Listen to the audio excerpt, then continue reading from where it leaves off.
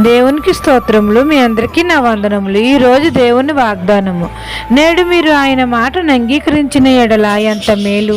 కీర్తనల గ్రంథము 95వ అధ్యాయం 7వ వచనము. మన ప్రభువును మన రక్షకుడైన మన యేసయ్య మాటను అంగీకరించిన ఎడల ఎంత మేలు అని మన తండ్రి మనతో సెలవిస్తున్నారు. తండ్రి ప్రియకుమారుడైన యేసయ్య తండ్రికి ఎలాగైతే విధేయత చూపాడము, మనము మన తండ్రి మాటలకు మనం విధేయత చూపాలి. మన తండ్రి సత్య మార్గంలో మనం నడవాలి. మన ప్రభువు వల్లే పరిశుద్ధంగా జీవించాలి. మనకున్న చిన్న జీవితంలో మన తండ్రికి నమ్మకస్తులుగా ఉంటూ ఆయన చిత్తాన్ని నెరవేర్చాలి. పరిశుద్ధంగా జీవించాలి. దేవుని మాట ఎవరైతే అంగీకరిస్తారో తండ్రి వారి ఎడల దయ చూపుతాడు, కృప చూపుతాడు, వారికి అనేకమైన మేలులు చేస్తాడు.